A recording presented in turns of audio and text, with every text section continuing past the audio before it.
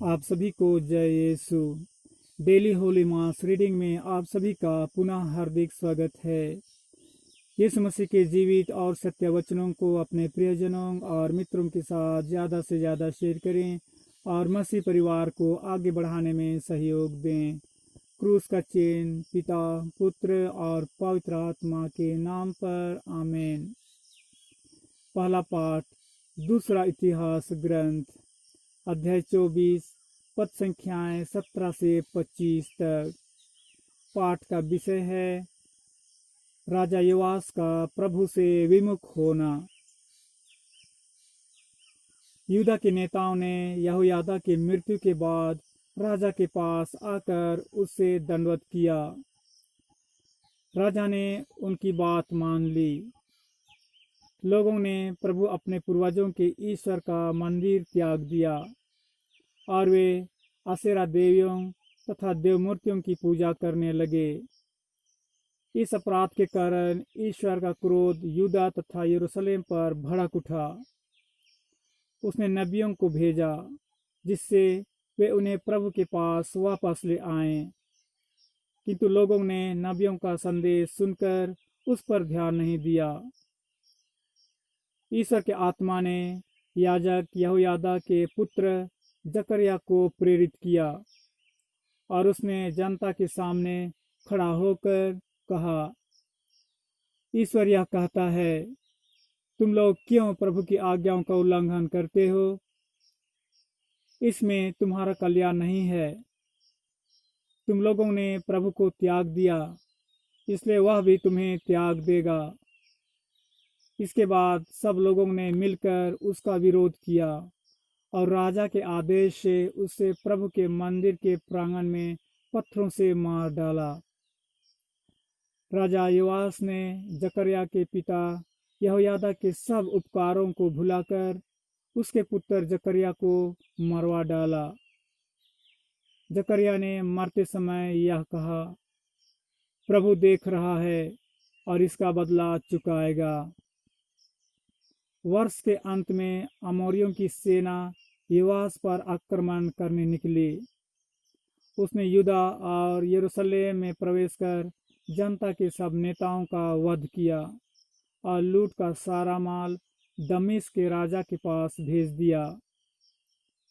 अरामी सैनिकों की संख्या अधिक नहीं थी, फिर भी प्रभु ने एक बहुत बड़ी सेना को उनके हवाले कर दिया, क्योंकि उन्होंने अपने पूर्वजों के प्रभु ईश्वर को त्याग दिया था। योआस को भी उचित दंड भोगना पड़ा। जब अरामियों की सेना योआस को घोर संकट में छोड़कर चली गई, तो उसके दरबारियों ने उसके विरुद्ध षड्यंत्र रचकर उसे उसके पलंग पर मारा, क्योंकि उसने याजक यहोयादा के पुत्र का रक्त बहाया था।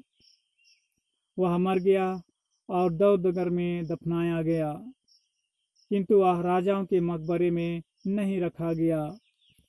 यह प्रभु का जीवित वचन है। ईश्वर को धन्यवाद। आमीन। सुसमाचार संत लूकस के अनुसार अध्याय 2 पद संख्याएं 41 से 51 तक। सुसमाचार का विषय है मंदिर में बालक ईसा। ईसा के माता पिता प्रतिवर्ष पास्का पर्व के लिए यरूशलेम जाया करते थे। जब बालक 12 वर्ष का था तो वे प्रथा के अनुसार पर्व के लिए यरूशलेम गए। पर्व समाप्त हुआ और वे लौट पड़े, परंतु बालक ईसा ने अपने माता पिता के अनजाने में यरूशलेम में रह गया।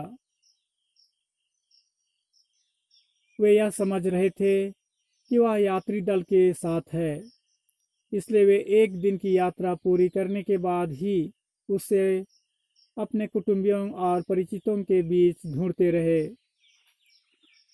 उन्होंने उसे नहीं पाया और वे उसे ढूंढते ढूंढते यरूशलेम लौटे। 3 दिनों के बाद उन्होंने ईसा को मंदिर में शास्त्रियों के बीच बैठे उनकी बातें सुनते और उनसे प्रश्न करते पाया। सभी सुनने वाले उसकी बुद्धि और उसके उत्तरों पर चकित रह जाते थे।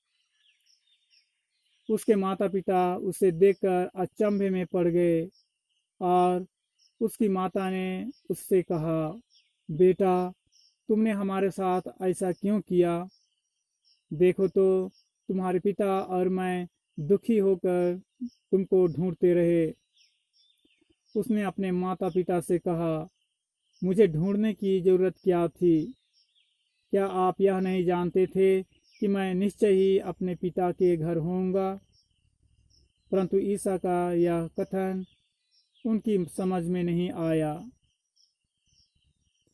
ईसा उनके साथ नाज़रेत गए और उनके अधीन रहे। उसकी माता ने इन सब बातों को अपने हृदय में संचित रखा। यह प्रभु का पवित्र सुसमाचार है। ख्रिस्त की जय। आप सभी को ईश्वर की आशीष और आपका दिन मंगलमय हो। आमीन।